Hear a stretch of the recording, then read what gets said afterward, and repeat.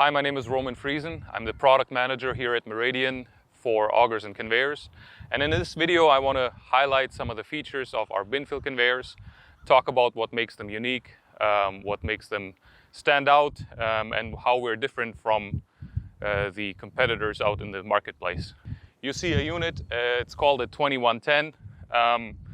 The 20 stands for the belt width. All of our conveyors at Meridian Manufacturing are 10-inch tube with a 20-inch belt. And the 110 stands for the conveyor length. They start at about 80 feet and then they go up in 10-foot increments up to 120 feet. All of our units are powder coated. We have a state-of-the-art powder coat line in Regina where all our components are powder coated just for that extra long lasting paint out in the field. All of our conveyors, bin fill conveyors, are equipped with a swing out. It's mounted on the passenger side only, so you don't have the option of going to both sides. It's just one side. However, they are all equipped with an electric mover on the swing as well as an electric winch. Here is the control box for the electrical part of the swing and the winch. Typically you will have a remote. They all come with a remote system. Should you ever misplace the remote, you have the option of just manually overriding it on these controls right there. This is where you engage your conveyor belt for the swing. And what's really nice about this swing right here is you can manually adjust the hydraulic flow. So the drive of the conveyor belt itself, of the swing, is a hydraulic drive. So you have your hydraulic flow and valve right here. So once you're in a position where you're filling a bin and you're feeding the intake of the main conveyor from here, and you feel that you're overfilling the intake, you can manually just adjust it right here, and as you're working you can control the flow and set it, which is a really nice feature. Overall, we've designed this conveyor with simplicity in mind, meaning we wanted to eliminate as many movable parts and wearing parts as possible. So if you look along the side of the conveyor, it's fully enclosed. If you look at the tube right here, it's a fully enclosed design, and it's not just for the sake of fully enclosing it, but it's also a structural design. We have it designed that it takes some of the pressure or some of the force from underneath and just kind of carries the tube. So that's a really nice feature as well.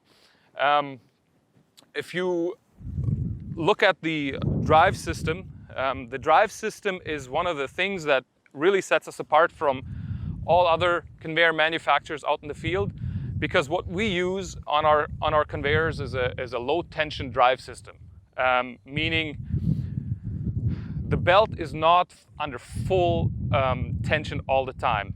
So on the return side of the belt, you will have a loose belt, which is a nice thing because you're taking away the pressure from the tail roller and the discharge roller, causing less stress on the bearings, on the roller itself, meaning it will last a longer time. So let's talk a little bit about the drive system right here. If you have a look at all of our conveyors are powered by a 6-inch drive roller. If you look right here, there's a 6-inch drive roller. And then we have a pinch roller. That's basically, this is where all the traction takes place. With this roller pressing against the drive roller, that is what gives you traction. And beyond that, it's a low tension system. The belt will be fairly loose. All we do is we just want to keep it, just eliminate the slack. So and then we have another roller right here that basically is sitting on 4 springs, taking out the slack. It's a really nice system, as I said, causing less wear and tear on your conveyor belt. And so you want to make sure when you're operating that this roller right there, the slack adjuster, from the pinch roller, so from center to center of those 2 rollers, you should not exceed 16 inches or any less than 6 inches. So that's very important for you to get proper performance out of this unit. And the performance on this unit is industry leading. Because we use a 10-inch tube and a 20-inch belt, we can wrap that tube pretty full with that belt, and then we can carry a full tube of product, leading to industry-leading capacities of up to 10,000 bushels an hour, which is really nice. If you ever need to adjust the belt, as you know, a conveyor has a rubber belt running in it, and anytime you're dealing with rubber, it can stretch a little bit, and so if it's cold, it tends to react different than when it's warm. So you will have to adjust the tracking of the belt at some point.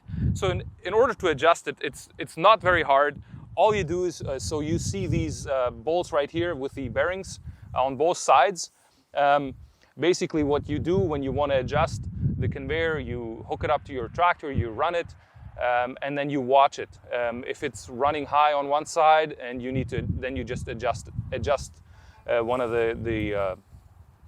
these adjusters right here with, just take an impact to this, and ever so slightly. It does not need a whole lot of adjusting. You have to be careful with when you adjust it. You don't need to crank the crap out of it. It's just slightly adjust it and watch what the belt does. And so what you want to do is you want to have your belt, you can look, if it's running high on one side, it'll come up here on this part, and this is a good place where you can check it, or on the other side. So that's how you adjust the belt. It's fairly simple, not that complicated.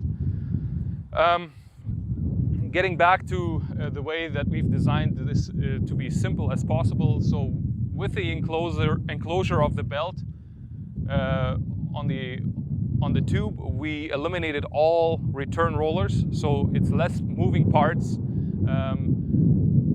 And as I said, you have a structural element of the design that will, kind of keep your tube nice and straight. Again, here you see a simply designed, very versatile and sturdy, heavy-duty undercarriage. It's an A-frame undercarriage. And the reason we use an A-frame, it's just because it gives you that extra stability in the field. It reaches further out to the end of the tube when you're hauling it down the road.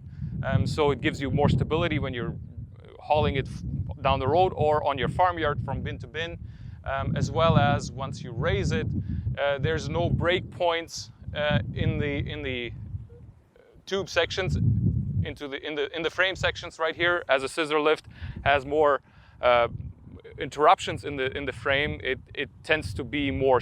It tends to sway a little bit more. This gives you that extra stability, and then we've designed it so that you can expand the footprint of your stance on your conveyor. So basically, all you do is you raise this axle up, this side up, and you pull the pin right here, and you extend the axle, and it gives you that extra stability. As you can see, it's a dual cylinder design with a two-way double acting cylinder, meaning when you raise your conveyor and you're up at the bin, you can turn off your tractor. Nothing will start creeping. We have integrated a check valve to eliminate that from happening. So there's a check valve right there that will eliminate any creeping on the conveyor. But that also means, because it's a two-way cylinder, you will have to start your tractor back up to bring it down. If you follow me over here, you can see that there's cylinder stops right here. If you ever need to do any maintenance, or if you ever need to check the discharge or want to attach a spout on it, you can just remove these on both sides. That will allow the conveyor to come down even further. And then you don't need to climb up a ladder, or if you ever need to clean out something at the discharge, you can do so very easily by just removing these stops. That'll allow you to bring the conveyor down further. The other thing that is nice is you can see that there's latches on it, on the discharge. For transport, we recommend that you latch that in, and once you get to the farm site, you can unlatch them. And then there's a cable system that runs towards a manual winch at the intake end, and you can adjust the discharge spout back and forth.